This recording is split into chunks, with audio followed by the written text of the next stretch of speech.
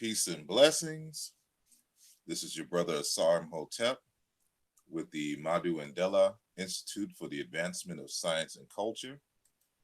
And I am here once again to hit you with another jam-packed presentation, so to speak. So I welcome you all for joining me live, and I welcome you all who are not joining me live, but are rebroadcasting, so to speak, or catching the archives. So thank you all for joining me. For those who follow my channel, often, they know that, I often present at different conferences or something to that nature. So I recently spoke at the ASCAC, the 36th annual Kemetic Studies, conference for ASCAC, which was held in Brooklyn, New York, at Medgar Evers College, and between April 18th and the 21st. So it's just last week. So there was a special plenary that had to deal with presenting new information on an old argument regarding the meaning of Kemet. So y'all know that for some reason, I have this preoccupation with the meaning of Kemet. But this is something that I've been studying and researching off and on for roughly 20 years. A little bit more than 20 years. It would be 21 years. It's 21 years this year. So, and as a result, I've accumulated a lot of information. I went through a lot of processes and tests. And more importantly, I've been through a lot of debates and arguments concerning this. And these debates and arguments have ranged from the average, studier, on the block, to some of the most noted Egyptologists that we can think of. And what I have found in terms of opposition to the notion that Kemet does not mean black land or black people is that everyone, and I haven't met one yet, every last one of them have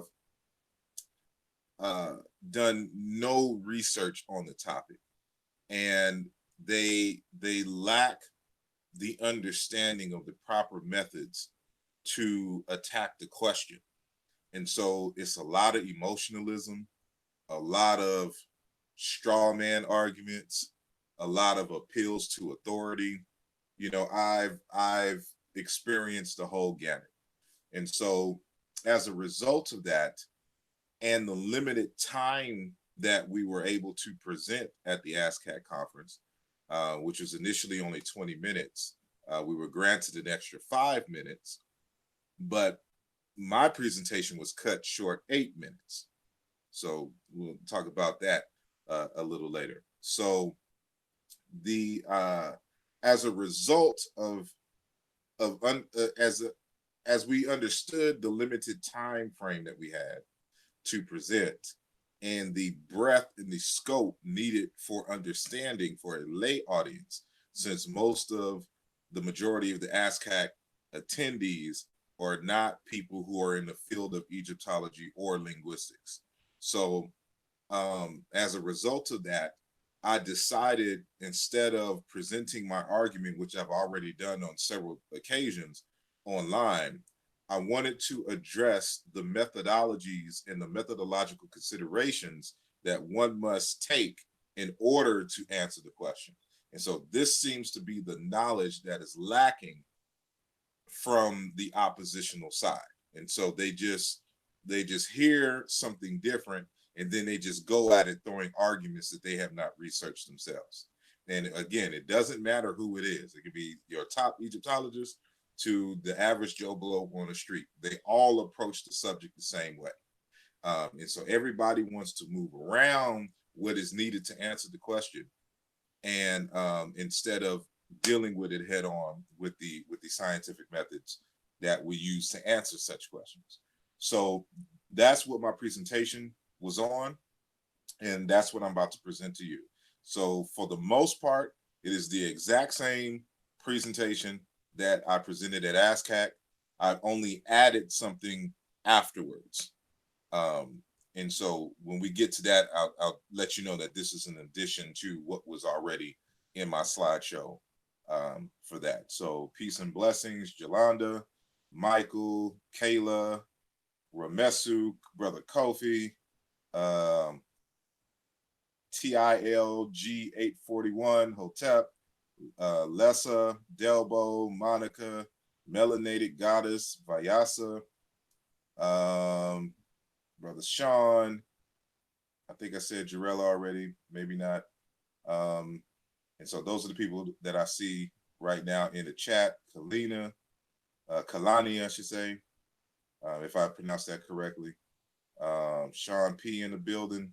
You know, thank you all for joining, and thank you all who are listening but aren't in the chat. So I'm just going to get started. So let me switch real quick and share my screen. So I'm on two. I'm on my phone here, but I'm on my computer here because my computer is slow, and it just is. So hold on. So we're gonna go. Well, hold on. Before I even do that, let me just double check. So for y'all who are listening in the chat room, I am sharing a screen. So can you see the screen being shared? Just let me know, because once I expand this presentation, I won't be able to see the chat any longer until, saying the end. So, I know there's going to be a little time delay. So just let me know that everything is kosher, that you can see it on your end. And so, cool being, you should just see the chat room right now, and my picture paused at the moment. So Kayla says yes. Peace, Anji, Anjai. Peace, Maika. Peace, Michael. So it looks like everything's a go. So I'm going to go.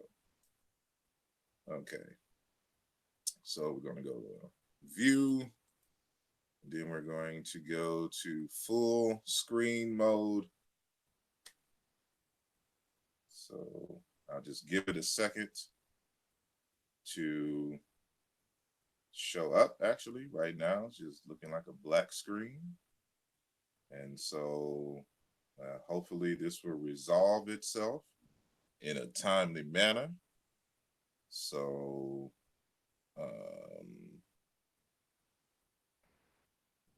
I don't see anything at the moment. Oh, okay, there we go. So I'll give it a second on, I'll just count down 10 seconds. 10, 9, 8, 7, 6, 5, 4, 3, 2, 1. Okay, so the presentation title is Tep Haseb, the correct method in the debate on the meaning of Kemet. And let me close that. Let me turn that off. I'm sorry, I got a whole bunch of stuff on here. Let me reduce the noise, so hopefully you can hear me a little better. Okay, so this was my original presentation, Tep Haseb, the correct method in the debate on the meaning of Kemet. And so we'll just get started. And so before I move on, I want to remind everyone that Brother Sanjeti Angra, Brother Wujaru Iri Ma'at, and myself, Asarim Hotep, have joined forces like Voltron and we have created the Shimsuit Haru research team. And this is our first publication, which is a contribution to the debate on the meaning of the place name Kemet. So we were all scheduled to present. 2 out of 3 of us actually presented at the presentation, excuse me, at the ASCAC conference. But again, knowing the limited time that we had and the scope of what was to be discussed, we decided to take our notes and make them into chapters and have these books ready at the ASCAC conference for those who wanted to know more. And so this is now available to the public. It was officially published on Friday, this past Friday. And so now you can go to Amazon.com, type in Shimsuit Haru research team or a contribution to the debate on the meaning of the place named Kemet. I know it's a long title, but either way it goes, this text should show up, and it is available for purchase. So the expanded discussion on what I'm speaking on now is chapter 1 on methodological considerations for the meaning of Kemet. So there's a lot that I didn't cover that is covered in that chapter. And I have a second chapter in there on the hieroglyph, the I6 Kim hieroglyph, and its possible origin. So Wujawu on chapter 2 discusses toponymy and toponyms. And Brother Sanjeti Angra discusses the word remech. And so we're going to expand that, what we have in this text, and we're going to create another text with a totally different title, but it's going to deal with everything dealing with the debate on the meaning of Kemet. And so we're going to include some other articles and hopefully some other scholars who are going to contribute. So more on that. So it'll be a lot thicker book. And so this is just a prelude to that text. And so this is some of the stuff that I didn't get a chance to really put in, or it would have been too much to put in my upcoming book on the Luja, Volume 2, where I have a more complete analysis on the meaning and etymology of the place name Kemet. So just wanted to say that. Amazon.com, Shimsuit Haru research team, a contribution to the debate on the meaning of the place name Kemet. So many of you may have seen me post this on numerous occasions, but it never hurts to remind folks of exactly what Checko Diop said concerning his work, because there are a number of folks out there that thinks because I have come to a different conclusion than the other Egyptologists and Checko Diop, that somehow I'm going against Checko Diop, the person. And, you know, and then you pull up this quote and this shuts down all conversation. They never have a response because they don't read Checko Diop. They read over it. They read what they like of Checko Diop. They don't read the little stuff that means a great thing. So when Checko Diop during an interview was asked what sort of preparations should young scholars make to undertake future studies in the field of, and I put Africology and African studies, Checko Diop responded, "I would like to see above all a greater number of researchers, Afro-Americans, young Americans, and even whites. Why not? Because it's the young who are the least prejudiced. As a consequence, they are the most capable of making triumph ideas which frighten the older generation. Also, I think it will be necessary to put together polyvalent scientific teams capable of doing in-depth studies for sure. And that's what's important. It bothers me when someone takes me on my word without developing a means of verifying what I say. We must form a scientific spirit capable of seeing even the weaknesses of our own proofs, of seeing the unfinished side of our work, and of committing ourselves to completing it. You understand? Therefore, we should then have a work which could honestly stand criticism, because what we've done would have been placed on a scientific plane. And so This was from 1974. And he encouraged us, one, to challenge his arguments and don't believe what he say, verify what he say using scientific methods. And not only that, to create scientific research teams.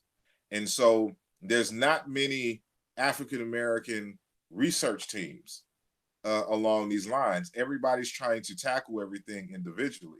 So this is one of the reasons why, we created this Shimsuit Haru research team. And so that we could collectively tackle certain questions in the field of Africana studies. And so this sets the precedence for what we're doing. So I also showed this slide here, which is E equals mc squared. This is Einstein's special relativity equation. Now, the reason why I posted this is because everyone is familiar with this equation, which is energy equals mass times the speed of light squared. And it's really the change in energy equals, saying the change in mass times the speed of light squared. Or you can say that this equation, as the way it's written, is indicative of rest mass. But that's a whole different conversation in of itself. But that's not the point. The point is that while this looks like a simple equation, this equation is hiding a much larger series of equations. This is actually the reduction of the working out of a number of equations. So what we see in this next slide is a copy, in essence, of the left side of a chalkboard, or two chalkboards, the left chalkboard of Einstein. There's only one picture that survives of Einstein actually working on his equation, his famous E equals mc squared equation. And so it's on a chalkboard that is split in two. And so on the left side was equations, and on the right side was equations. So this is the left side. So in order to understand that, you have to understand, set theory, geometry, Lorentz transformations equations, things of that nature, kinetic energy equations. This is Blackboard 1. So on Blackboard 2, you get some more equations, here. And so it seems the E equals mc squared equation seems simple, but it's really not. It is hiding this information that we see here. And so this is important because I want to introduce the concept that historical linguistics, in essence, is mathematics. And so just like in mathematics, as the equation that you saw there, a lot of equations that you see, or equalities that you see in linguistics, is really hiding a number of equations, in the same way that E equals mc squared is hiding a number of equations. And so this is to put on the mind of the listener that there's a lot of work that comes into play regarding the meaning of the place name Kemet, that I just didn't come out of nowhere with it. I did a lot of equations. I did a lot of work. And so linguistics and mathematics go hand in hand in terms of its underlying concepts, because linguistics, although it has its scientific aspects, it is not science. It's more akin to mathematics. And the reason why it's not science, because you can't experiment in essence. Science, the natural sciences, takes advantage of experiment to falsify, hypotheses. With linguistics, is more so logic. And so when we talk about mathematics, mathematics is the study of anything that obeys the rules of logic using the rules of logic. And we'll have an example of what I mean a little later. And so mathematics is also the scientific study of patterns. And so when you look at equations, equations in mathematics are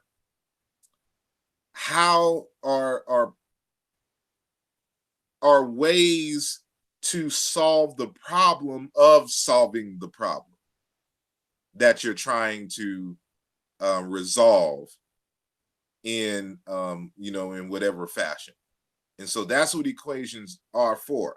Equations describe the logical patterns that one would need to go through in order to solve a particular problem. And so we have to keep this in mind, because all this comes to the forefront of this issue of methodology. So as I mentioned before, in other subsequent excuse me, in previous videos, is that the word Kemet means essentially wet, irrigated, damp ground, irrigable land, and more so land with an abundance of water and grass, or riparian land. And so what this equation here, Kemet equals damp ground, irrigable land, like E equals MC squared, it hides a series of other equations, in terms of matching sound laws, in terms of matching meanings. And so we, the word Kemet is composed of two morphemes, and it's a compound morpheme. So in a mathematical way, we would say that a morpheme is a compound. So phi sub x is a compound if and only if there are morphemes phi sub y and phi sub z, such that phi sub x in a series or a string of phonemes, equals or is the same or has some meaning if and only if, that's what you see here, it is composed of these morphemes here. So that phi sub y with this substring, with this string of phonemes, which has some meaning, plus another, saying morpheme here with some meaning. And so, this is a morpheme with some meaning, Kim, and this T is a morpheme with some meaning that we argue is a place name suffix.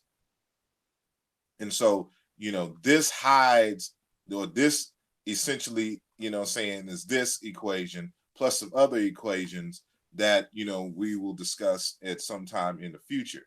But linguistics is mathematics. And so we have to be cognizant of that. So just to remind the audience that this wasn't haphazard, that this was the result of a long process of logical statements and axioms that had to be proven in several different areas. So when we talk about what we're engaged in, I like to use the term that was, not necessarily coined, but was made famous by the late Dr. Jacob H. Carruthers out of Chicago. And he's actually out of Texas, out of Galveston, near my hometown of Houston, Texas. And so this is Dr. Greg Carr. I think he's the vice president of ASCAC. And so we got to understand this notion of intellectual warfare. And so what do we mean by intellectual warfare? We're talking about, in essence, a war of ideas. And in the war of ideas, the scholars usually present these ideas in journal articles, in books, in normal articles, whatever. And they are sent to do battle with other ideas. And these ideas fight for the best theory to explain some aspect of reality. And so, ideas don't exist unto themselves. They're attached to human beings. And so these human beings, which are scholars, will will strategically attack your arguments. And so this is why we compare it to warfare. And so for those who are familiar with warfare, who study warfare or have been part of the armed services, you know that if you are going to war, that there are a few things that your enemy is going to attack. And so this slide here was taken from this other presentation talking about World War II. But this is applicable to our discussion here. So the title of the top of this is a Blitzkrieg, and is basically an all-out attack at once on a central target. And so for those who are familiar with football, know what a blitz is. That's when everybody comes at the same time gunning for the quarterback. And so you have to watch out for the blitz. And so in modern warfare, we have airplanes, fighter planes. So, they will try to bomb particular targets. But the three, essential aspects of military warfare that has been with us for a long time, even before the advent of planes, is communications, transportation in terms of, and your military targets in terms of your bases of supplies. So these are the three areas that your enemy is going to focus on: your communications, your transportation, and other military targets in terms of your supplies. So we're talking about your weapons or your food supply. And so if we can cut off your transportation, we know you can't re-up on supplies. And so if you can't communicate, when there's changes in the war, you can't strategize to defeat your opponent. So each one of these things are essential for you to be successful in war. And so just like in modern warfare, in intellectual warfare, the scholastic kind at least, your, and I put in quotes, enemy, or your opposition is going to attack primarily. The first thing that they're going to attack in terms of their scholastic blitzkrieg is your methodology and your bibliography. And so with your methodology, if your methodology is off, your conclusion is going to be off. So we have a saying in computer science: trash in, trash out. And so it is, if you deviate from the proper path to discovering the truth, your trajectory is going to be off from the get-go, which means you're going to miss your target and your conclusion is going to be wrong. And so, and part of knowing that is, what are your sources? What sources are you drawing from? So that's one of the things that they'll attack. They'll attack the way that you went about making your argument, and then they will attack your bibliography, your source material.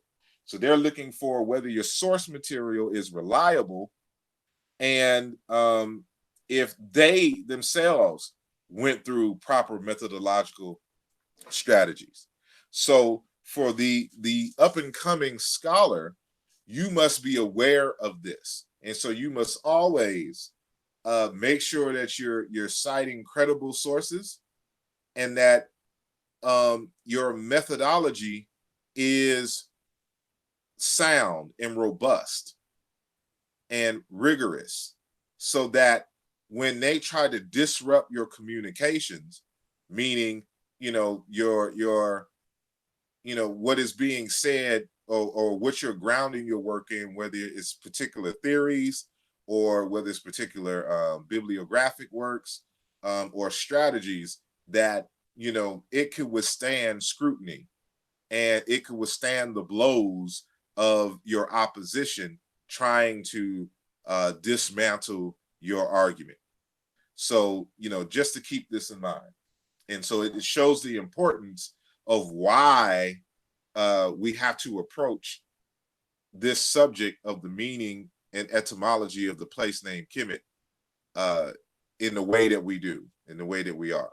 So in science and the natural sciences, we discover truths by a process called the scientific method.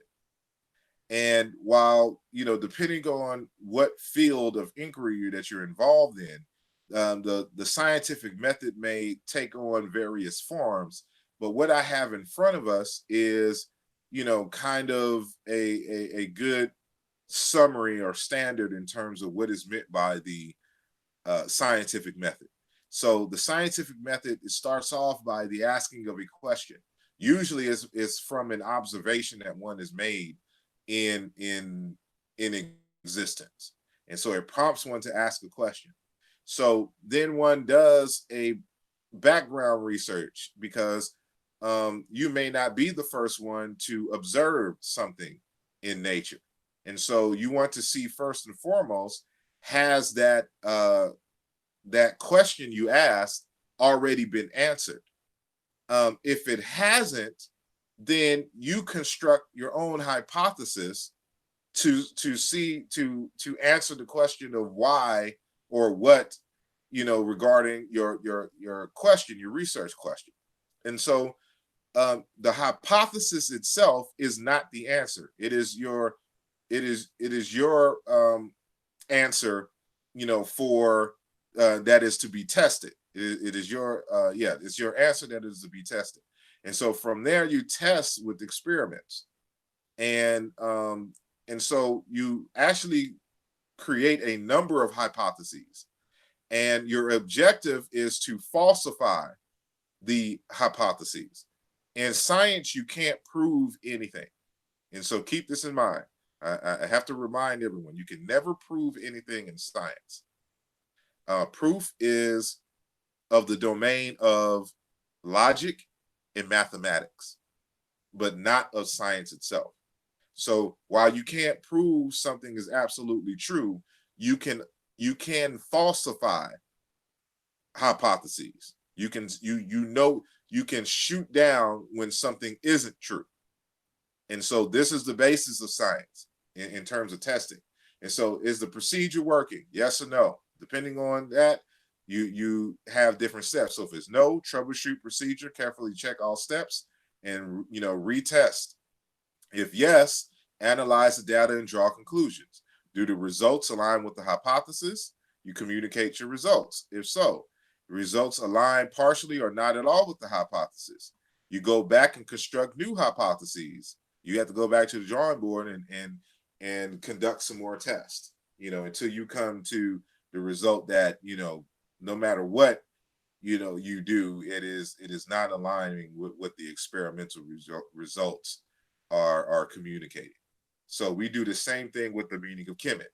So our research question is, what is the meaning and etymology of the place name Kemet in the ancient Egyptian language? So the background check is we have to do literature review. And so in the literature review, we discovered that there's two main hypotheses, that Kemet equals black land, and then Kemet equals black people. But we must not forget that there's a null hypothesis, that meaning that Kemet does not mean the black land, or Kemet does not mean the black people. So off the bat, we have four hypotheses that we have to falsify. And so that's the nature of the essential beginnings of the process of discovering what is the etymology and meaning of the place name Kemet, our initial research question. So when I have these discussions with others, they have not gone through a particular scientific process to eliminate these hypotheses and to reduce and eliminate chance in terms of their meaning. So that's why we do the scientific process.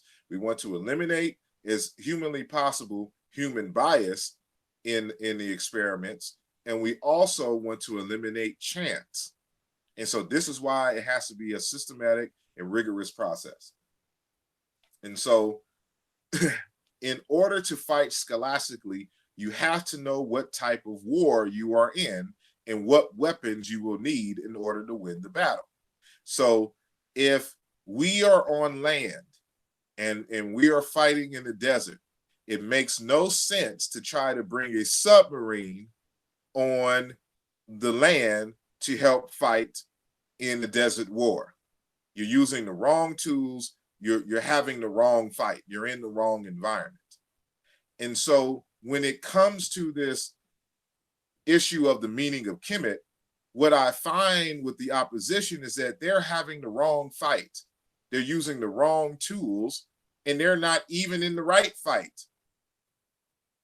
You know, altogether, they're just totally somewhere else. And it's because they're totally somewhere else that they do not come close to answering the question. And so when it comes to the meaning of Kemet, we have to understand that it's an issue of linguistics. And what I have here says, since we are trying to understand the meaning and etymology of the word Kemet, we thus have entered the domain of linguistics and must use the tools, weapons of linguistics to answer the question, therefore to win the war.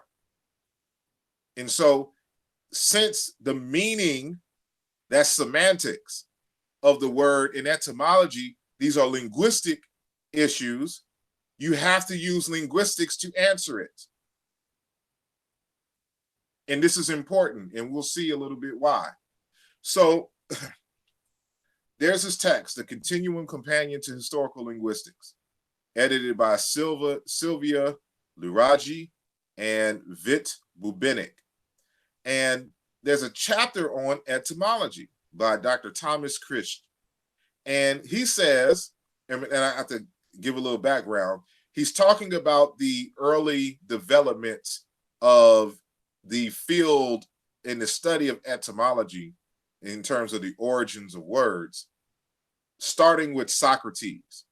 And so at this point of the discussion, he's giving the difference between how modern scholars in linguistics do etymology versus Socrates in his day.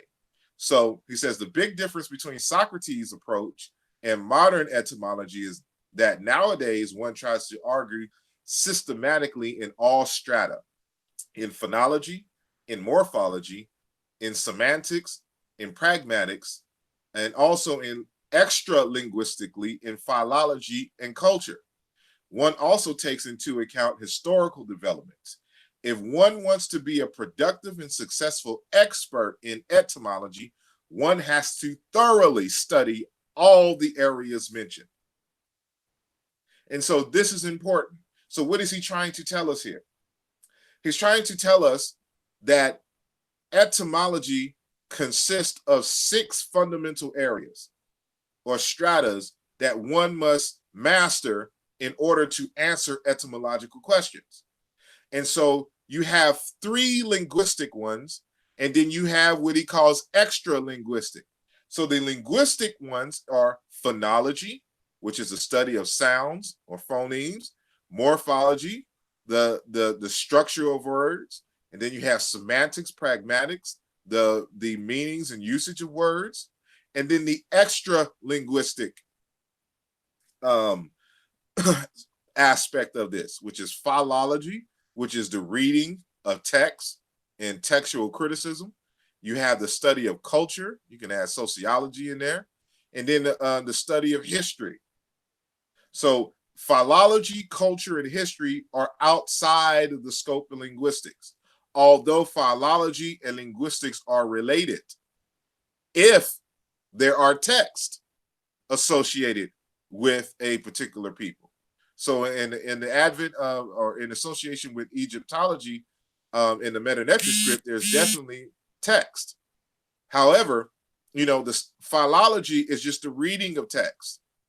It does not allow for you to answer unto itself linguistic questions without knowledge of linguistic processes. So philology is not linguistics. So what I find is that you have a lot of people who are entering in this debate who are philologists, like our good brother, Dr. Mario Beda. He's a philologist. He studies the text. However, this alone will not bestow upon you competence to answer linguistic questions on phonology, morphology, and semantics. So it is impossible for you to simply read Egyptian text and think that you're going to be able to answer these questions without this background in linguistics. It's just impossible. And so our good brother Reggie and our good brother Dr. Mario Beatty exists outside of this linguistics. And so they will never be able to answer conclusively the meaning of Kemet because they're not competent in all of these areas which are needed to answer etymological questions. And this goes for most people. Most Egyptologists will never be able to answer this question because most Egyptologists are not competent in these areas. And so you need all 6 of these in tandem to answer these questions. And that's what I've done and with the upcoming work on the meaning of Kemet. And so further discussion informs us of the fact that, you know, etymology belongs to linguistics. So, and what are the first steps that you're going to need in order to start that process of answering etymological questions? So what Critch says here is that in the 19th to 20th century, starting with Jacob Grimm, Franz Bopp, and Erasmus Rask, the comparative method based on strict morphological, phonological, and lexical comparison was developed. The most important output of this research was the discovery of sound laws, which mediate between cognate languages, their respective older stages, and their common predecessors. This research, in turn, relies on good etymologies of words that exemplify the sound laws and the regularities of word formation. So the first thing that we have to do is a phonological and semantic comparison, and to establish the sound meaning correspondences, which develop what they quote unquote call sound laws. And so what I did at the conference is I gave an example of this process. So I wanted to use Dr. Mario Beatty's, one of his 2008, 2007 discussions on the meaning of the word Hasse, which is usually defined as wretched in the ancient Egyptian language. And so in Hasse is defined as weak, feeble, cowardly, humble of rank, mean of conduct, vile of enemies, speech, of enemies of speech, wretched and coward. And so the reason why, you know, a deeper understanding of this term was necessary, because early Egyptologists and even some in the modern era have tried to racialize this term and say, because it was used at a certain point in history to describe the Nubians in a particular way, that somehow it was equivalent to the word nigger. Right. So the early Egyptologists tried to racialize this term. And so because there was a little bit of confusion of this term and, you know, where it originates and things of this nature, they really, you know, the early Egyptologists, because remember, most Egyptologists aren't linguists and they don't have a background in linguistics. So they try to define things using simply the ancient Egyptian language, which almost always leads us to folk etymology. So if we want to get a better understanding of this word Hasse, we're going to have to step outside of the ancient Egyptian language or languages and try to find this term in related languages, and to see in living related languages, to see how it is being used and what other information can we get, you know, from that word, and to see how it is, see what it means, and then to go back and plug these meanings into the ancient Egyptian text to get a better understanding of the term. So that's what we're going to do, you know, here. So, you know, the first thing that we do, of course, is establish the sound meaning correspondences. So when I went about doing this, I went to look at the Z or the S in the ancient Egyptian language in comparison, for example, the Yoruba language. And so we can see from this that everywhere there's an S or a Z, and for those who don't know, the S sound, I think there was an original S sound that may have merged with Z, or Z may have merged with S, or Z became S in the ancient Egyptian language. So most of these forms that you see with Z, you'll find with an S in it, in the language. But I just wanted to go to the oldest ones that we have in the record in the TLA, which is the online dictionary for ancient Egyptian, which draws from a number of dictionaries. And so in the modern digitization effort of the ancient Egyptian lexicon.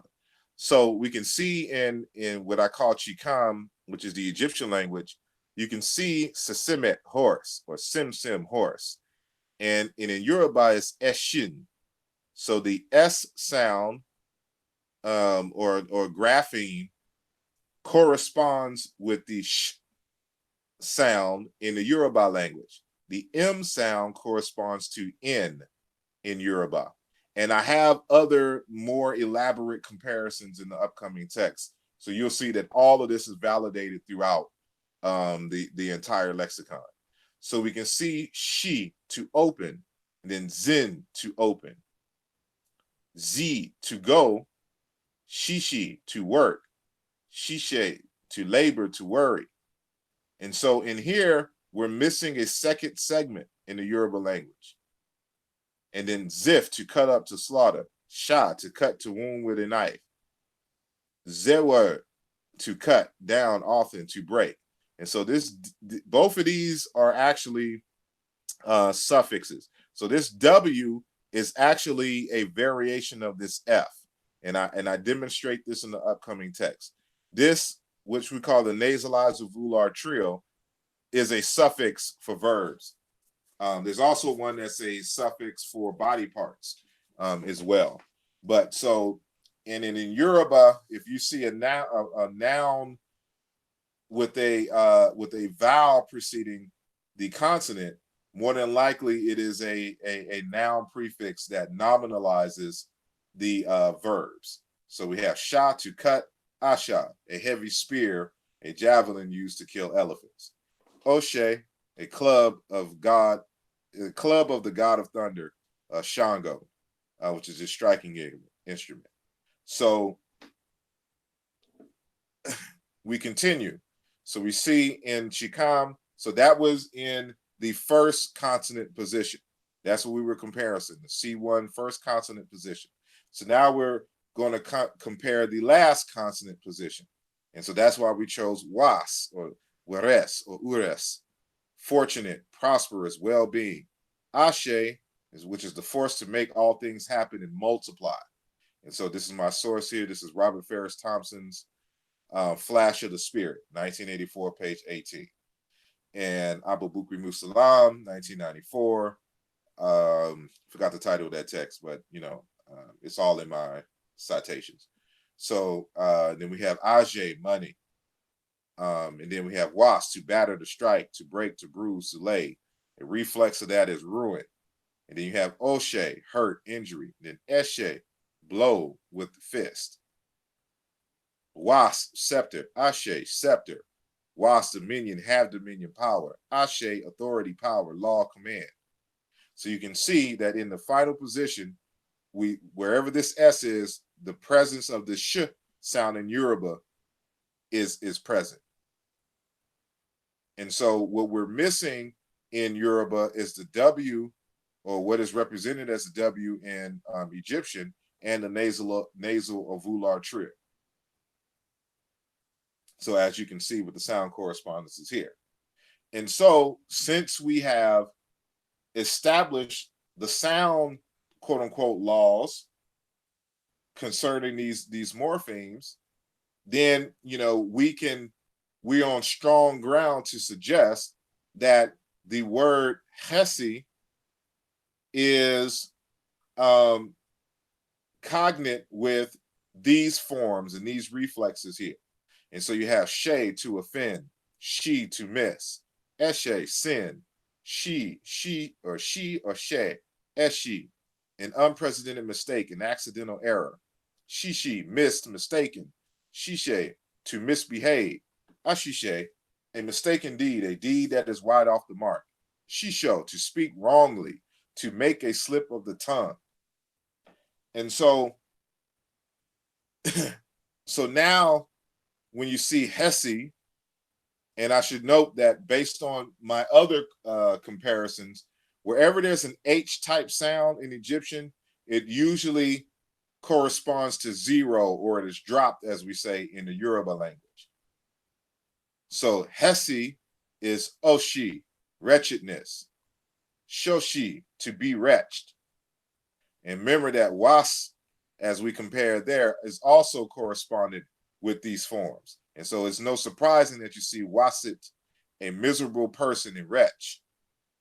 And so we can say that these meanings here that you find in the Egyptian dictionaries have to deal fundamentally with one being off path, someone who is misguided or misdirected.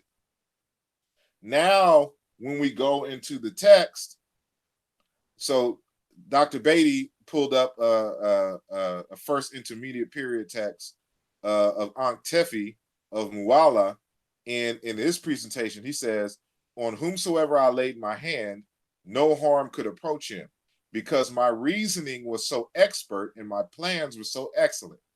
But every ignorant person, every wretch who opposed me, I retaliated against him for his deeds.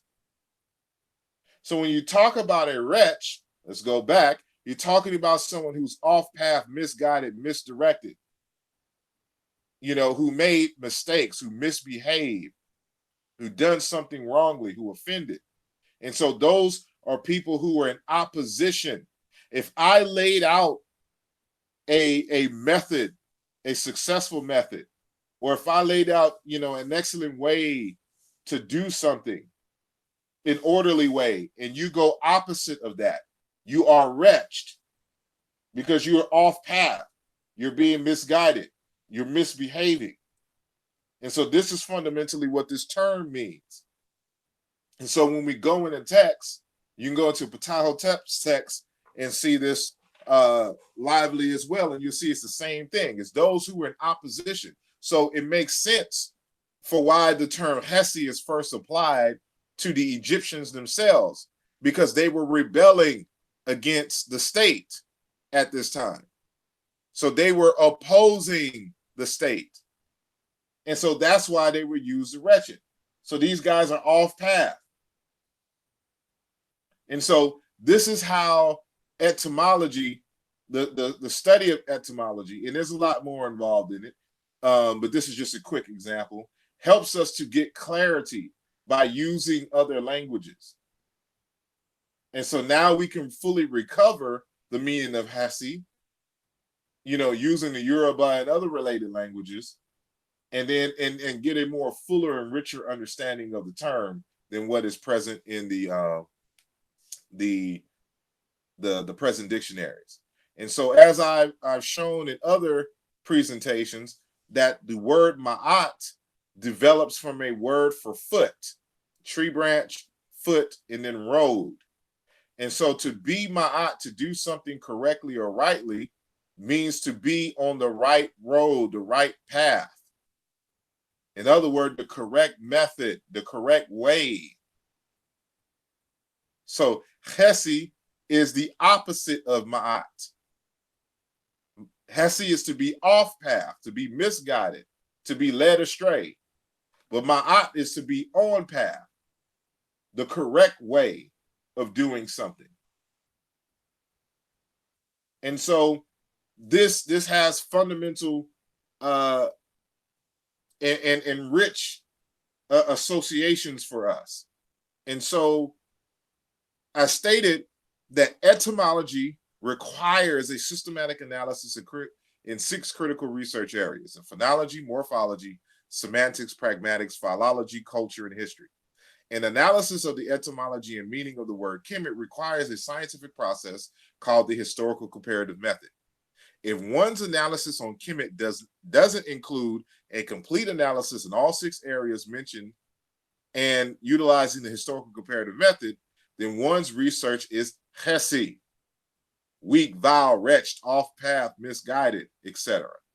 It is the opposite of Ma'at, the correct method, and can only lead to isfet, disorder, chaos, and wrongdoing.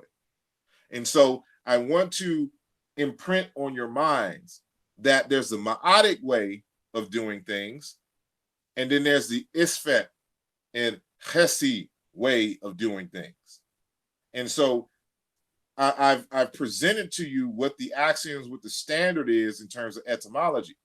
If someone is trying to answer this question and not engaged in all of these different areas, then it is Hasse. It is isfet. It is not Ma'at. And this is what I'm getting primarily from the opposition. So now we're going to do some bonus slides. So my time, as I said, was cut off by 8 minutes by Dr. Mario Beatty at the presentation. So I only got to the previous slide, this one here, the takeaway. And so that was around 17 minutes into my presentation, 17, 18 minutes. And so we were supposed to get 25 minutes. So I was cut short. And if I wasn't cut short in that last 5 minutes, I would have presented this. So I wanted to introduce to you this concept of logical proofs. So remember what I said, that linguistics is mathematics. And so unlike in science, where you can actually just experiment and change some variables and do this and this and that with, phenomena in nature, you can't really do that in linguistics. So you have to make logical arguments. So I've given you just one example of a logical argument. And we're going to talk about proof by contradiction. And so I want to first introduce, again, I said in mathematics, everything is rigorously proved. So proof is an issue of mathematics and logic. It is not an issue of science.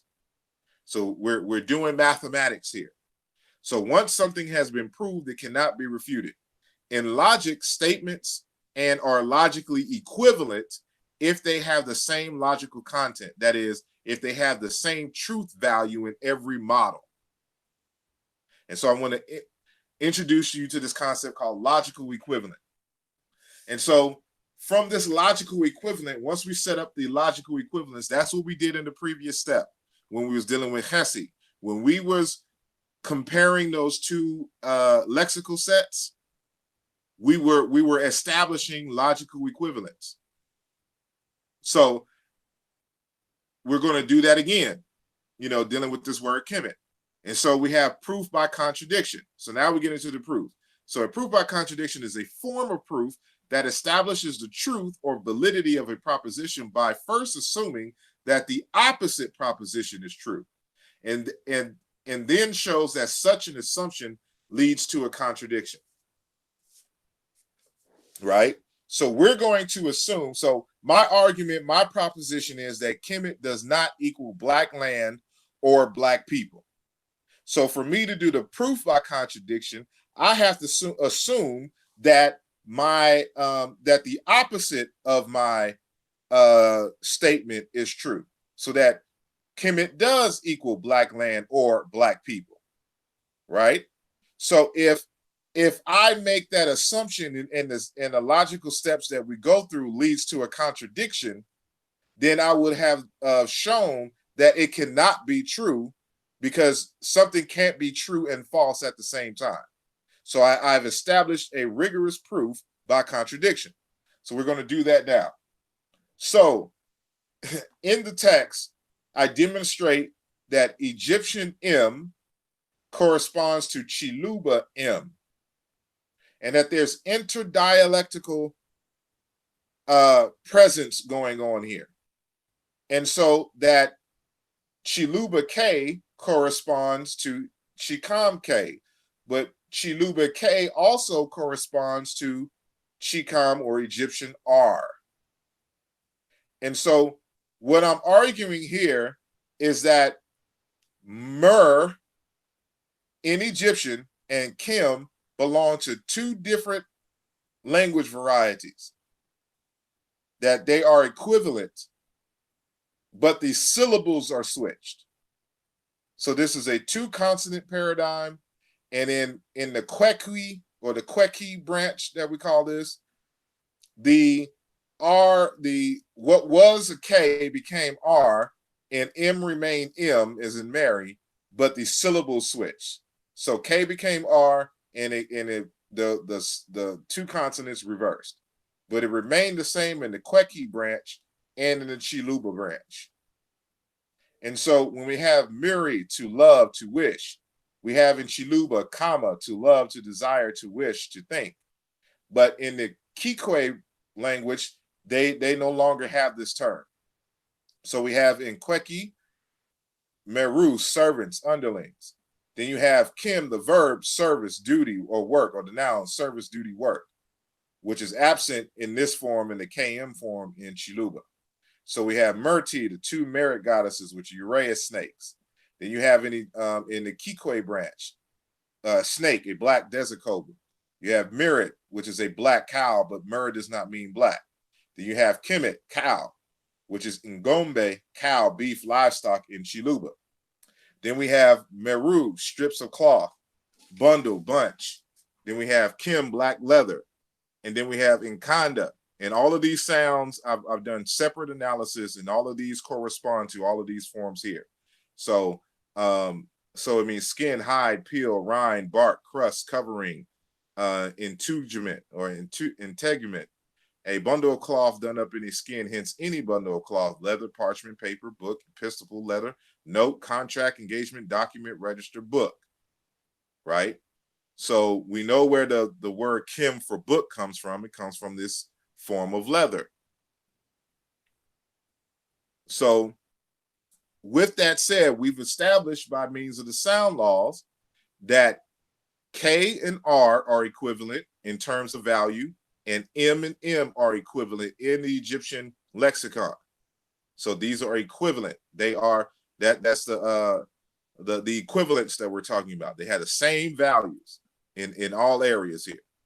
So when we come to Egyptian, when we come to these words Mer here, we can see that the word Kemet is cognate with the word Tameri.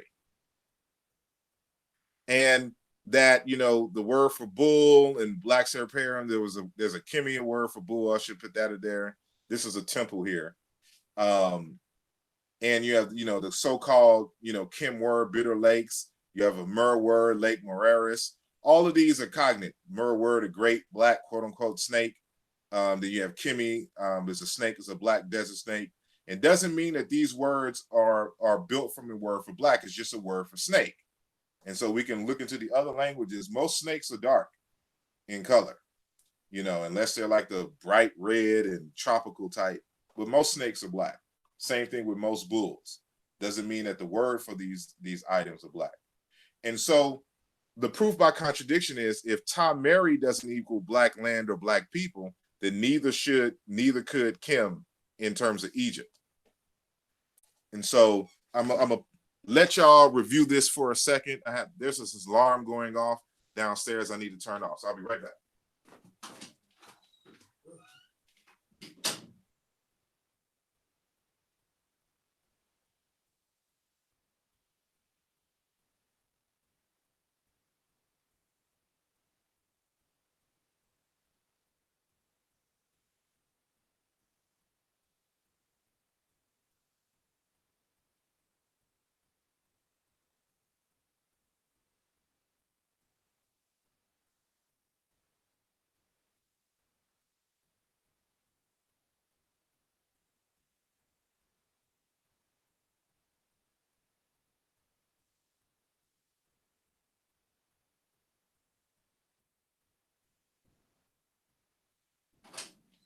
Okay, I'm back. Hope that wasn't too long. So yeah, so hopefully you had enough time to review this and understand what we mean by the proof by contradiction. So again, tameri is cognate with the word kemet. There are two different words or labels for the same reality from two different dialects or languages along the Nile Valley. And so this is telling, and we go into, you know, why this is the case in the book that I mentioned, A Contribution to the Meaning of the Debate, a contribution to the debate on the meaning of the place named Kemet. And we show other proofs by contradiction. And so tameri isn't the only cognate in the Egyptian lexicon for the word Kemet. And none of the other cognates established by the regular correspondences, the internal regular correspondences, sound meaning correspondences, mean black anything. And so you can't hold two opposing arguments to be both true at the same time. And so it's illogical to assume that Kemet means black land or black people, but tameri doesn't, or Mehet doesn't, or Idebwi, two other variations of the word Kemet that we established through the sound meaning correspondences. And so, as I stated, the word Kemet refers to a riparian land. And so this is a picture of a riparian land. And so a riparian zone or riparian area is the interface between land and a river or stream. So all of this area is what we call riparian land. And riparian land is actually the definition for Idebwi. Riparian is also the proper nomenclature for one of the 15 terrestrial biomes of the earth. Plant habitats and communities along the river margins and banks are called riparian vegetation, characterized by hydrophilic plants. Riparian land refers to terrain that is adjacent to rivers and streams and is subject to periodic or occasional flooding. That is Kemet. Kemet is known for its flooding. That's what gave it its culture, in essence, literally, was the flooding of the Nile. It's the presence of the Nile which separates the two lands, which you see here, and the vegetations and things along the river. That's what a Kemet is. That's what a tameri is, which is why you see the determinatives for irrigated land and rivers and canals associated with both tameri and Kemet. Matter of fact, when you look at the word tameri here, it has a determinative here of a plant, you know, saying growing out of the arglyph, but is, you know, kind of representative of a mound. But it has to deal with seasons. It has to deal with the flooding. And so, you know, we get into that in the text.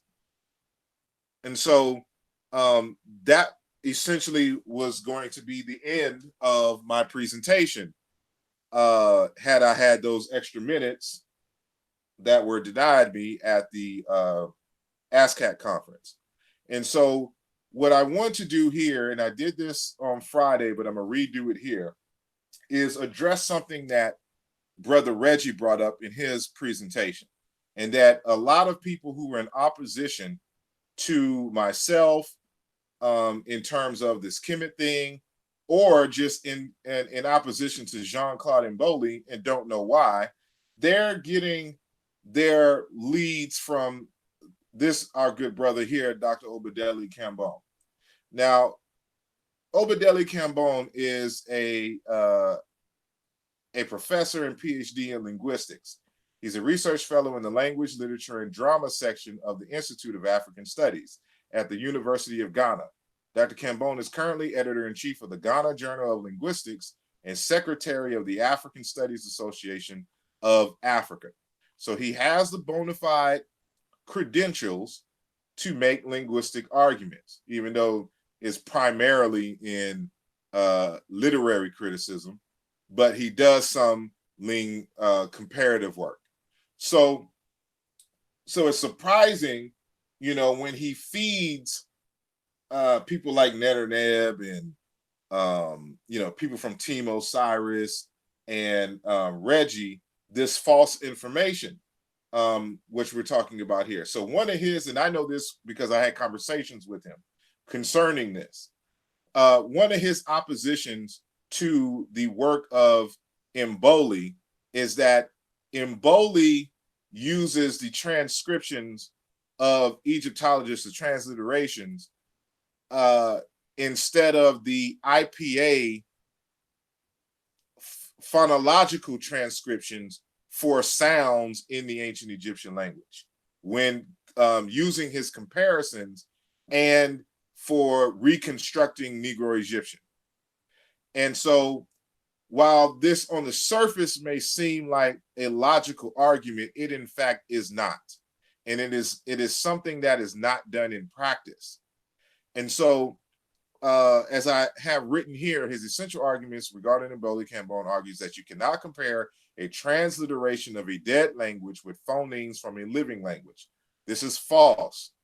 You must reconstruct, he says that you must reconstruct internally Egyptian, for example, and or the parent language first, and compare the graphemes from Egyptian to the reconstruction of the parent proto-language, which itself violates other standard practices. Because his mode is to reconstruct the parent and then apply the reconstructed phonemes to the ancient Egyptian phonemes, as if that's going to give you an accurate picture of what the actual sounds of Egyptian. You will never, ever, ever, ever, ever recover the sounds, the exact sounds of Egyptian, because there's no way to verify it. Everything is done by deductive reasoning. You will never, ever in your life be able to recover the ancient Egyptian phonemes in terms of how exactly they sound, because you don't have any recordings, no people speaking the language. And plus it's over 3,000 years of language evolution. And so, one synchronic era, will not explain, or not be used in all eras. And so we have to use our best judgment when discussing the phonemes for the ancient Egyptian. So we're not blind in this totally, because we actually have correspondences from other language groups, using Egyptian words and things. And this helps us a little bit. Plus the internal data in terms of alternations between graphemes in the ancient Egyptian language and other things. So you would still have to have a strong background in linguistics and especially phonology to know how certain sounds behave, to understand, what was going on, and what was the probable sound in that particular situation and time period, and for which the graphs represent. And so I'm going to show using some citations, because when he first brought this to me, I asked him the question, well, let's assume that you're right. Can you provide me with several sources that have utilized what you argue is the standard method when it comes to dead languages in the past? And so there's not that many dead languages that have writing scripts in the world. But we know for a fact that Hebrew, Akkadian, South Arabian, some other languages in Semitic were used in the process of reconstructing Proto-Semitic. And they never went through this process. The same thing with Indo-European. So when you talk about Hittite, for example, that is a dead language. We only know about it through writing. And so same thing with the Assyrian, the Old Assyrian in Semitic. So it's like, where are these texts? And so you got to understand what is somebody's hypothesis versus what can actually be demonstrated and has been argued and debated in terms of process within the field itself. So of course, when I asked this question, there would, he had to all of a sudden get off the phone, and I haven't gotten those sources to this date yet. So, but I have sources in the opposite, and so, they say something different. So, for example, on this issue of having to reconstruct ancient Egyptian first is a bunch of hogwash. So, in this text by Henry Honigswald, which is his article "Internal Reconstruction in Context" in the text "Historical Linguistics 2: Theory and Description in Phonology," 1974. He says the division between internal reconstruction and the so-called comparative method has certainly been overstressed. In particular, there is no good reason to insist that the former must, in execution, precede in the application of the latter. So there's no logic for why one has to do an internal reconstruction and create a proto-Egyptian before using the Egyptian or Proto-Egyptians to compare to other African languages to reconstruct Negro Egyptian. That's not done in reality. That's a hypothesis. It may be valid, but it has not been tested. And so the fact that Dr. Cambone did not recommend any work that he done means that he's never done it. And the fact that he couldn't even give me other sources means that he has no other source. He made it up. And so we go into the next text. So I already introduced this text, the Continuing Companion to Historical Linguistics. And so in this article on internal reconstruction, Brian D. Joseph says, for all the fact that internal reconstruction has been shown to be a powerful means of shedding light on the prehistory of linguistic states, might otherwise not be amenable to any further historical speculation. It has its limitations as a method. So while internal construction is powerful, it has some serious limitations that hinder it from being a method for any kind of great gains in terms of the larger historical comparative method. And so he gets into that more a little bit here. So previous to that quote, he was demonstrating a particular feature in the Greek language, where this word mele here for honey in the genitive form is it has a T after the I here. So it's melatos. And they established that by, with some other variations, some other words in the language that behave the same way, that there must have been in the past, the full form is melit, with os being a subject. So that T, that final consonant was dropped, and it only reappears when the genitive suffix is added. So let's just read it. For one thing, not all synchronic alternations have arisen by the relative clean path that forms like Greek mele show. For instance, the alternation seen in the Greek noun for name with a nominative onoma and a genitive onomatos.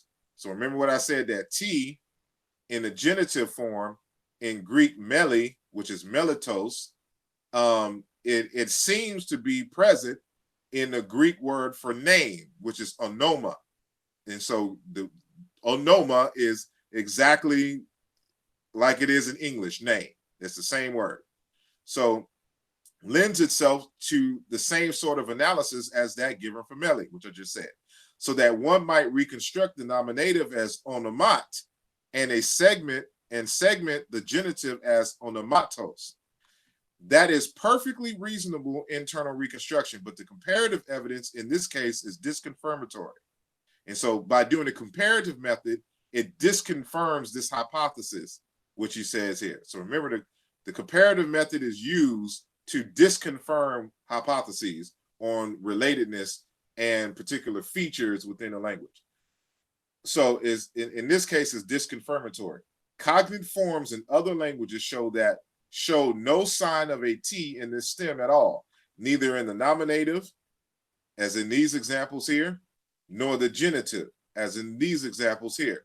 The T presumably entered the Greek paradigm in some other way other than being an inherited part of the stem, quite possibly being added to the genitive due to influence from adverbial forms in tos, for example, in ektos, except, or else analogically based on genitives or T stems.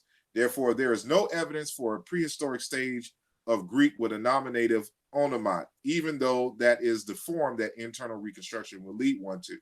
So I'm setting up something here, and basically the next slide from this next text puts this into perspective.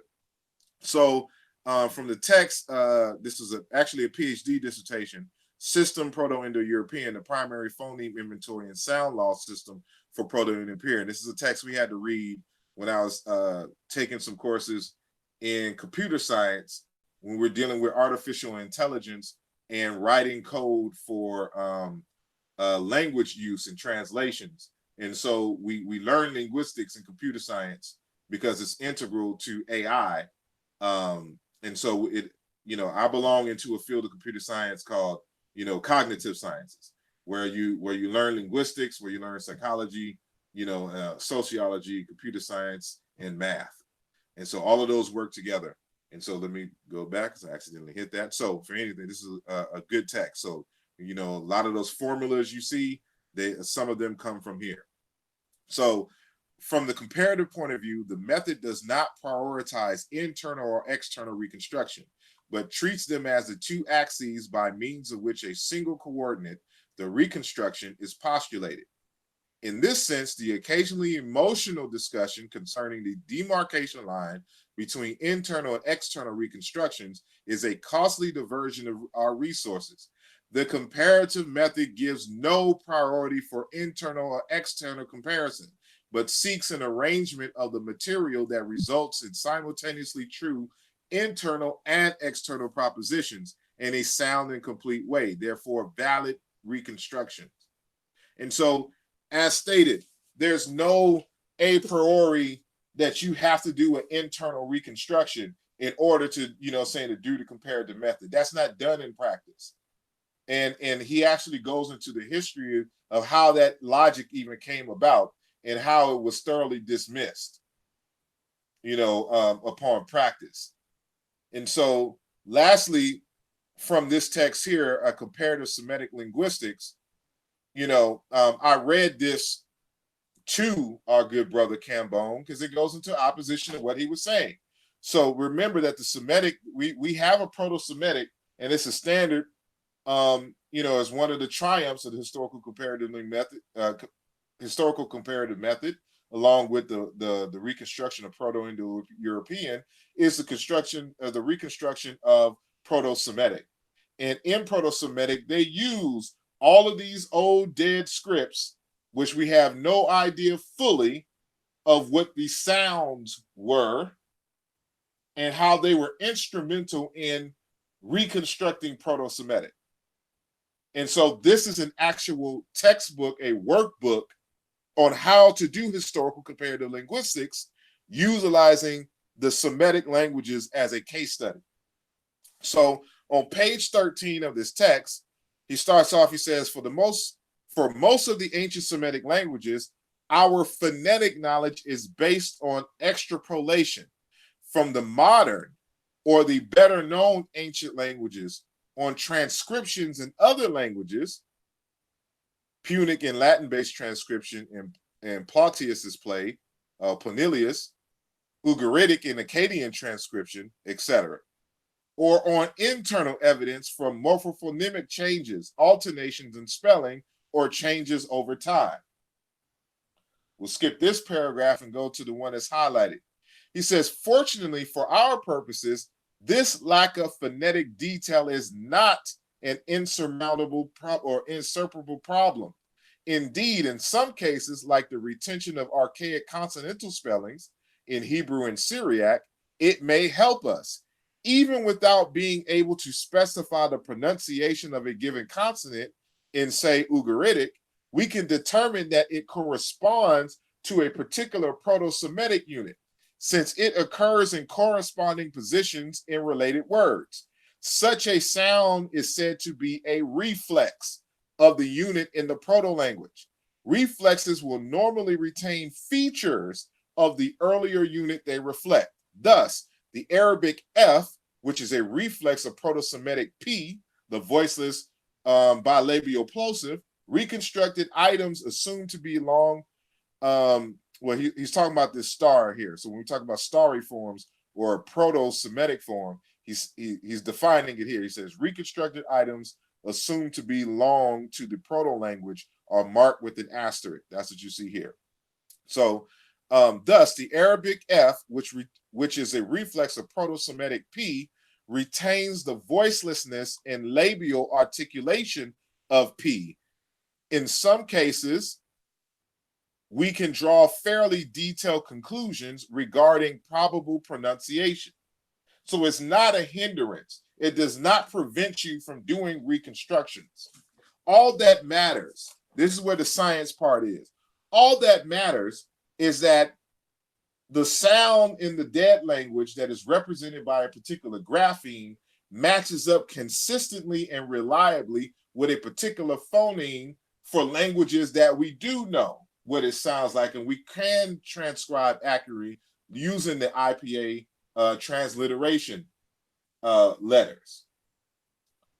And so, you know, here's starting on page 232, you can see, because it gives you exercises throughout the text. So you're to reconstruct Proto-Semitic, these phonemes and words and things of this nature, given this basic vocabulary list going all the way to 100, and in some cases 200 worth of lexical items. So this is just a simple example to show you that this is what is happening in reality in actual reconstruction processes. Because the old Hebrew is not spoken. The Hebrew you hear today is a reconstruction.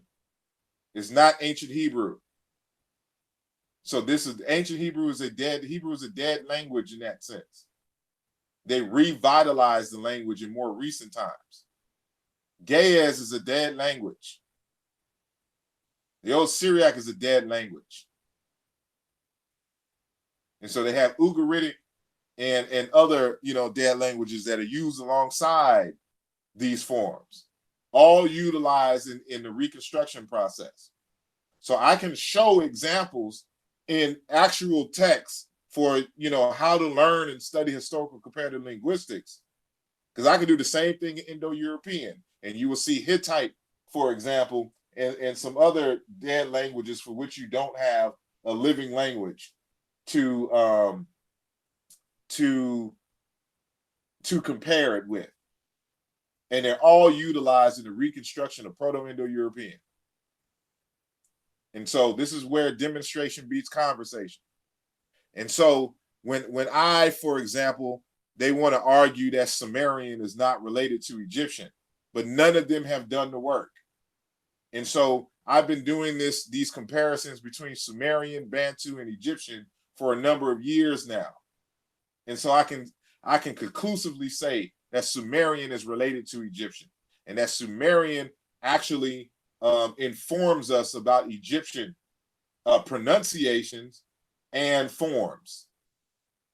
And this is based off of my knowledge of Bantu relation to Egyptian and Sumerian's relationship to Bantu. And so what you see here is a twofold test.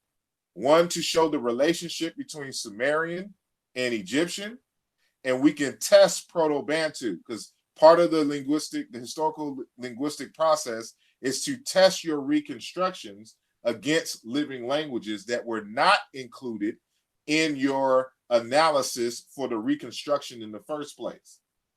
So when they reconstructed Proto-Bantu, they did not include Sumerian, they did not include Egyptian. So we can prove that the reconstructions are accurate or not if they solidly correspond to such languages. So we know that Proto-Bantu goes as old as Sumerian or Egyptian. So we can go down the line here for this example, Duke, plate, Sumerian, Lug, twist. And then in Chicam, we have this prefix here, and then Proto-Bantu D and Sumerian L and D corresponds to the nasalized uvular trill. And as I show in the upcoming text, this grapheme here corresponds to a number of phonemes in internally within Egyptian, but especially with Bantu, with K, Ng, G in Bantu, and G and K in Sumerian. And so I'm showing here not only primary correspondences, but the sound change and in another form here. So, rope, this M is a prefix of abstractness. So it nominalizes verbs. And this is an old feature that was fossilized. So the root is this form, this right here, and this phoneme or grapheme here. And so we can prove it because the nasalized uvular trill also interchanges with N. And of course, this corresponds with itself. And it means to twist, a rope. And so when we go Dungi, good, beautiful, in Sumerian, Dug, be good, be sweet, goodness. Raket, what is good, profitable. Ak, good, beneficial, useful. Dewy, heap. Lu, to be abundant, heap up. Reki, to flourish, to inundate. So when we talk about heap, a heap is to, compile and to grow something. And so we see the reflexes over here in Egyptian. And so here it has the I suffix, here it has a W prefix, and here for the notion of abundance has a W prefix and the I suffix or Y suffix. And the H sound, transliterated lowercase x, corresponds to the capital D or J sound. These interchange in Egyptian. And the same thing with H and this sound here, or this grapheme here. And so when we talk about Dago, house, Dag, dwelling, residence, Achayet, a room, a storeroom. And so, of course, just like as you see in these colored here, wherever this nasalized uvular trill is, it'll have a correspondence to N. And so you see the same thing here. So remember, these correspond as well. So this is the type of work that shows us that when we know the sounds in these other languages, that we can compare. All that matters is that these sounds correspond regularly and consistently, which we see here. And we continue here. And we see the same thing is predictable. So dong, speech, to teach. Do, speak, talk, say. Order. Rekeru, spells, magical creative power. With the prefixes and suffixes in to rejoice. So we're talking about a type of speech, a type of spell. And so we confirm it with its dialectical variant. To proclaim, to convey. Nach. Nahu. Or nachwe. Ding, to search for, to desire, to watch for. Udug, admire, observe. Aldug, to desire. Ach, God's eyes. And so the reflex here is look at, to see, behold. And I demonstrate that these sounds in Egyptian also correspond. And so it doesn't prevent us from doing comparative work. Anybody saying that these, aren't regular correspondences are just out of their minds. They have to falsify this. And so we could do the same thing with other forms. So, bano, arrow shaft, bano, bow, crossbow. And Sumerian is pana. And I show that Sumerian P also corresponds with Proto-Bantu B. And both of these correspond with Chicam, B, P, and W. And so what we discover in Egyptian is that the B sound, as well as the M as in Mary sound, when they are surrounded by vowels, will often turn into W. So you'll see doublets in the language of these words. So one has gone through the sound change of M or B to W. So this is a normal correspondence, a bow, a weapon, iwinet, a bow, a weapon. So bad, shine, babar, be white is with a partial reduplication here. And then Uin, Heliopolis, the city of the sun. And I show that the words for sun come from words meaning to shine. And so bada, color, bada, a color term, Uin, color, barud, split, burst open, bar, cut open, slit, win, to open, bedet, carry a child on the back, bala, to carry, uwin, to carry in procession. These are regular. So even if you can't argue, saying exactly what the phoneme is, you can tell it behaves like a labial. And that the wa sound, which we can verify through other languages which wrote Egyptian words, that this is right and exact in terms of its correlation. And so, we don't even have to have letters. We can substitute, these forms. This is taken from one of Mboli's slides where he's showing the relationship between English and French and the sound correspondences for each of these terms. So for example, we'll just take the first two for the sake of time. Father and père or pere, and in French pater. Latin is pater. So we can see in French the dropping of the intervocalic T. And then foot, and then ped in Latin. And so this is why it's quasi-mathematic, because you can assign a number to each representative. So wherever there's an English F, we expect to see a French P. And wherever there's an English TH, we expect to see a French or Latin T. In this case, in terms of father, it is dropped, but we see it actually it's actually there as a low tone on the E. So we can confirm that with the word for English mother. And so you see in Latin, mater, but in French, it's a low tone on the E. And so, these things correspond. So we can come and create these formulas and show that, this would be just as representative as an IPA sound or a transliteration of grapheme. It doesn't matter. Every single time you write down a language and its phonemes or representative, these are not actual sounds. These are representative of sounds. These are abstractions, which is why we're able to do the types of comparisons we do. Because you're not comparing actual sounds. You're comparing representations of real life sounds. And all that matters is that these sounds correspond, as you can set up the quote unquote sound laws. That's all that matters. Nothing else matters. All that matters is the correspondences set and that everything is regular.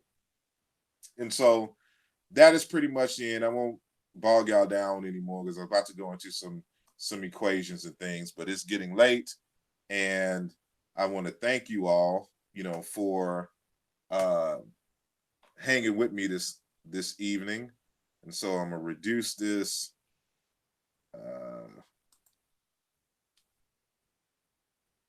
this presentation real quick, and I'm gonna see. I haven't been keeping up with the chat, so I don't know what y'all have been saying in the chat. So let me. I don't know why this thing is taking its sweet time.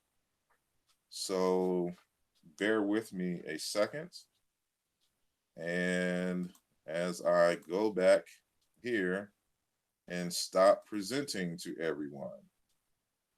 So we're going to come back to this one over here. So I'm back over here. So hopefully I'm going to reduce that and then go into the chat room. So of course, Netterneb's in the chat room. Nobody pays attention to him anymore. He had his opportunity to present in front of the world, but he chose not to come. That's another story in of itself. So what he does instead is that he goes on trolling people's presentations and things of this nature. So if you have any questions, let me know. I'll try to scroll and see. So I'm just scrolling up, and all I see is Netterneb trolling as always. And so of course, Netterneb has a comprehension issue, and so he just doesn't get a lot of this stuff. So it's just no point dealing with him at this point. So he can troll all he wants,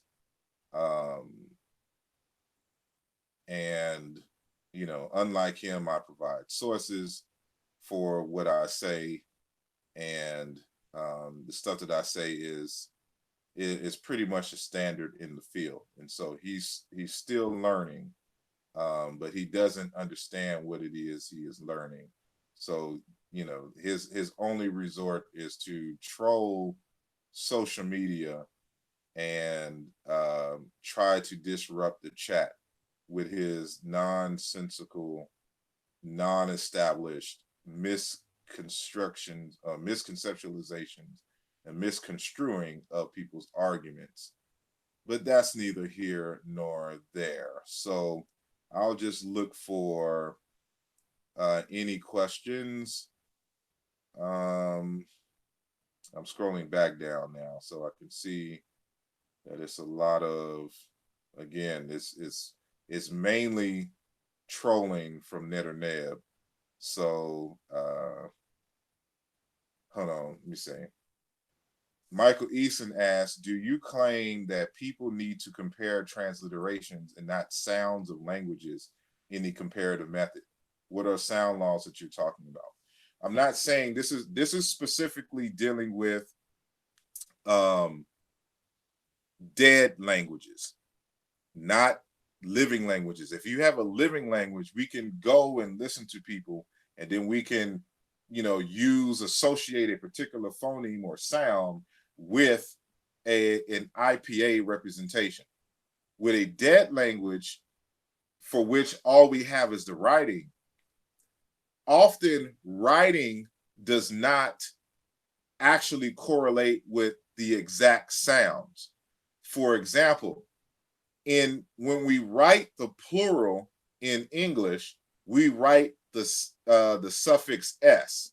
So if I like, if I say the word pleases, the word pleases, not pleases. Let's do something else.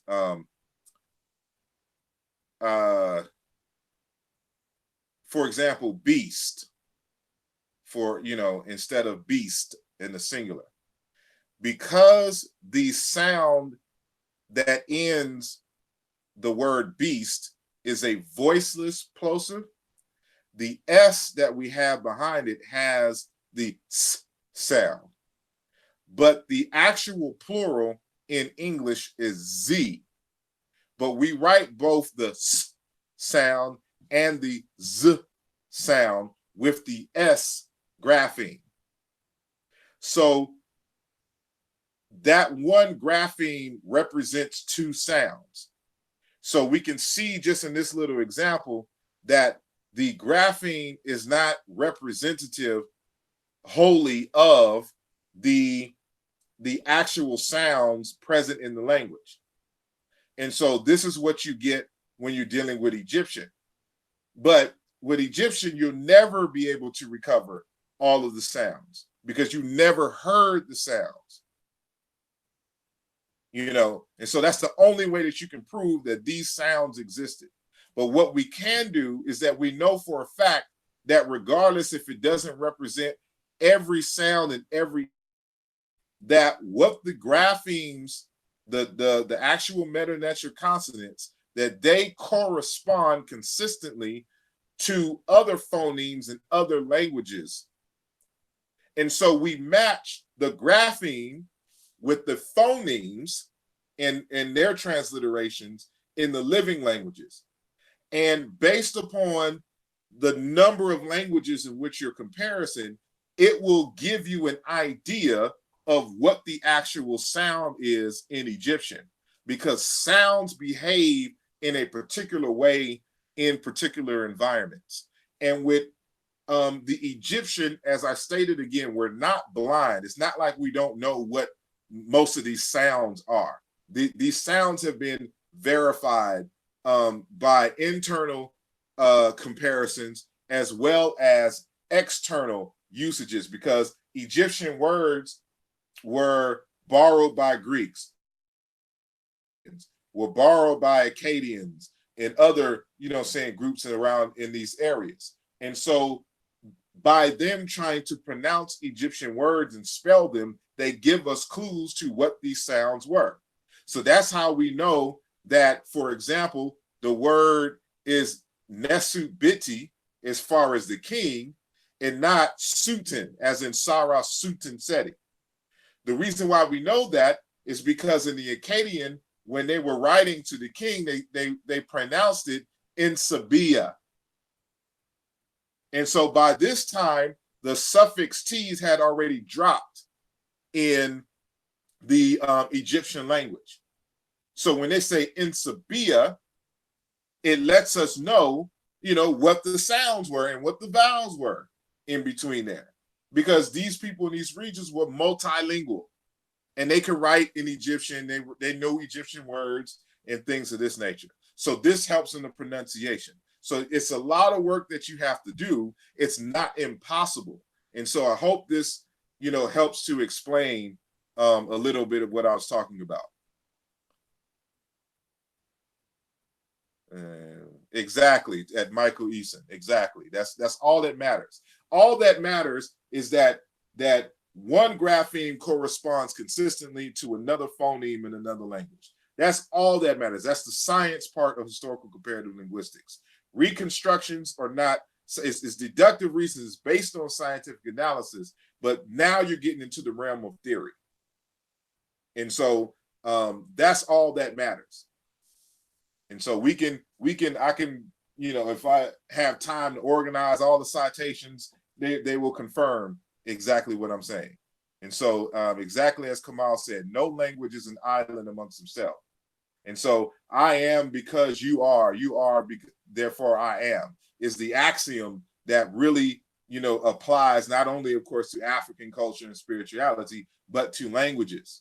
And so we can confirm things in one language by related languages, which is why we go through that whole process of, in terms of etymology, comparing the phonology, morphology, semantics, pragmatics, and then the extra linguistic stuff, which is the philology, the history and culture. And so all of these things come together. We just don't do something in isolation. And Jean-Claude Mboli didn't do anything in isolation. He did all of this in his reconstruction of Negro Egyptian. And so let me see if there's any other questions.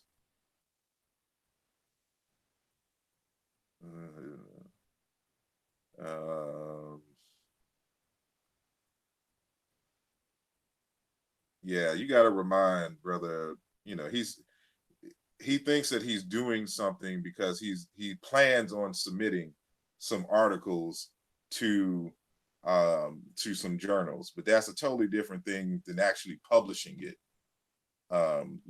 Like I'm going to make $1 million one day, but me saying I'm going to make $1 million is different than actually having $1 million.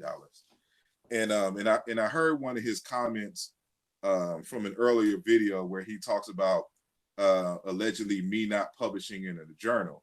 And it's interesting that neither did Diop or Rabinga. You will not find any articles of theirs where they publish any linguistic arguments in external journals.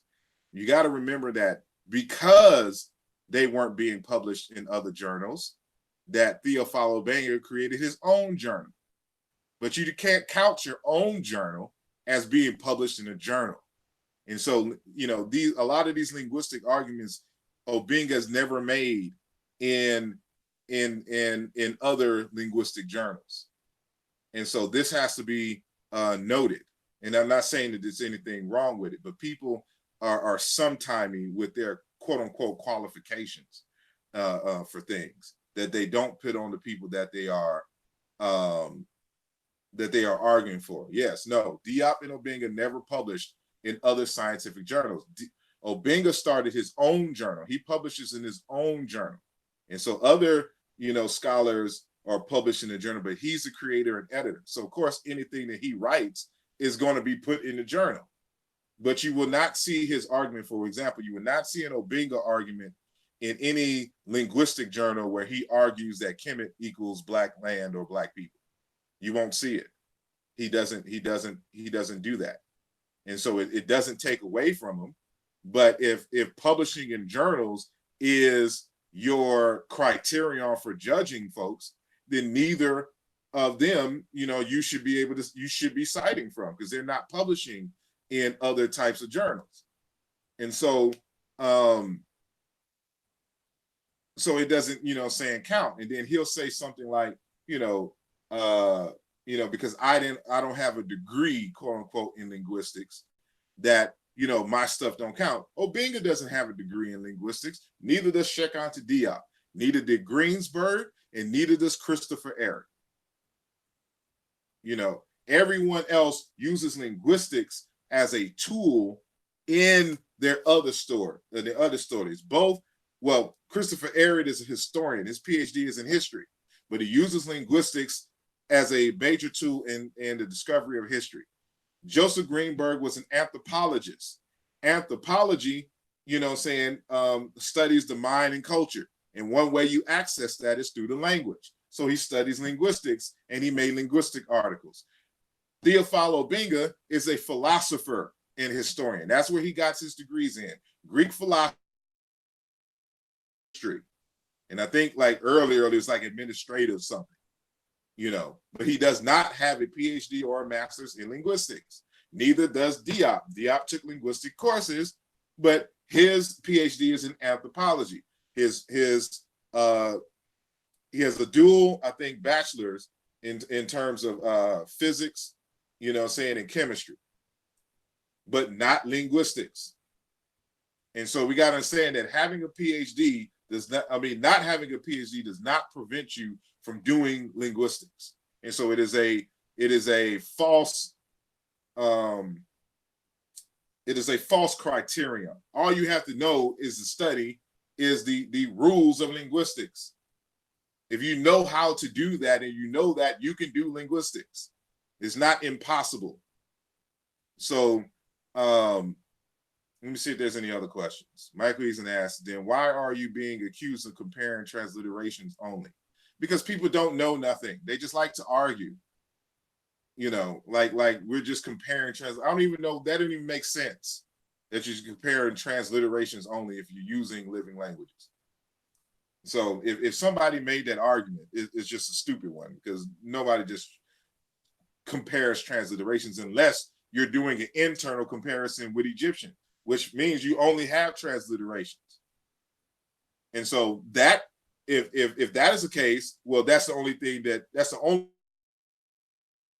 compare transliterations is if you're doing an internal comparison in Egyptian. I'm saying, we creating self-defining agencies evolved. Is that the Unk Journal online? Yes. Obenga's the founder and editor and one of the chief editors of the Unk Online. It's a journal he founded himself. Yeah, I understand, brother Michael. Again, our good brother, you know, he means well, and I wish him the best of luck. but he really has a comprehension issue. He doesn't comprehend very well. And so he just makes up arguments that don't exist, that nobody even argues, you know. And so at this point, it's nothing that we can do for the brother. And so we tried to help him, you know, for a number of going on 4 years now, 4 or 5 years now on this question. And he just doesn't get it. So at this point, I just wish him luck. And, you know, we got to move on to some other things.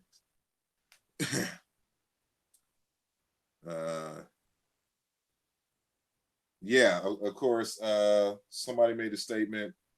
I looked up some of Dr. Mario Beatty's reference materials. One was J. Cherney Etymological Dictionary, which does not define Kemet as Black people. You would never find any modern dictionary that is going to define Kemet as Black people. That originates with Checko Diop, and he never put that into, again, a scientific journal to be debated by the public. It was a self-published book that you find this in. And so, yeah, and so, and one thing you got to understand as well, that, you know, they keep accusing me of not using Coptic, which is dumb, because I use Coptic, and you can see Coptic quoted in my text as it regards this word. One of the reasons why, first of all, we know that Kim Black and Kemet are two different words, because even in Coptic, they're pronounced differently. So Black in Coptic is either Kamon or Kame. But Kame and Kamon are not Kame, a totally different vowel set, a totally different word. So that's like, if you're arguing that these are equivalent, it's the same as saying that rot and rat are the same word, that they can be the same word or derived from the same word because they have the same consonants. The fact that even Black in Coptic and Egypt are spelled and pronounced differently should have been the major clue that they are two different words. But people like to make up associations and processes in their head as if that is the case. And so, but we would know they're different words regardless, because even in the Old Kingdom and Middle Kingdom, they have different sets of determinatives, different classifiers, which means they belong to different classes or categories, which more than likely means that they were pronounced differently. And so when we do the comparative analysis in other languages, they're pronounced differently. So we know that they're different words, but people like to make up arguments all the time and then just troll as if their trolling is going to somehow make this true. You know, Kamon and Kame, Black in Coptic, is totally different from Keme in Egypt in Coptic. Totally different words, pronunciation, spellings, the whole nine. So it's illogical, and it's just a waste of time trying to rehash with some of these folks, you know, who don't understand exactly what the argument is. So let me see if there's any more questions here. I see a lot of comments. You know, and to Rujef M. Shemes, Seker Netcher, even if the modern dictionaries don't have Kemet equals Black people, that doesn't necessarily mean off the top that it is not the definition. And so what has to happen is that if you have a different word or a different meaning, you have to present this to the scholastic public and have this issue debated, you know. And so that's what we're doing here now. I'm at the point where I can make certain arguments and debate them in the scholastic realm to show that the early representations of Kemet in terms of their meaning are not right and exact, that we have to look at this differently. But Diop never went through that process. He presented his case in part at the 1974 Cairo Symposium, but again, he never published in journals like that, in like Egyptology journals or Egyptology linguistic journals, to make a full argument. Neither has Obenga on this question. And so that's where I hope to be a little different than them, is to not only have, saying this work for the general public, but then I'm gonna have a more scientific work which dispenses with all of the extra stuff for the layperson so they can understand. And so I'm just dealing with raw linguistics from the get. And so that's a totally different presentation that will happen in the near future. And so let me see. Okay, yeah, they're having a whole different conversation there. So unless anyone has another question, I'm going to end this. So this is going on a little bit over 2 hours now. So I initially intended this to be an hour, but then I added that last set of slides, and so that took me I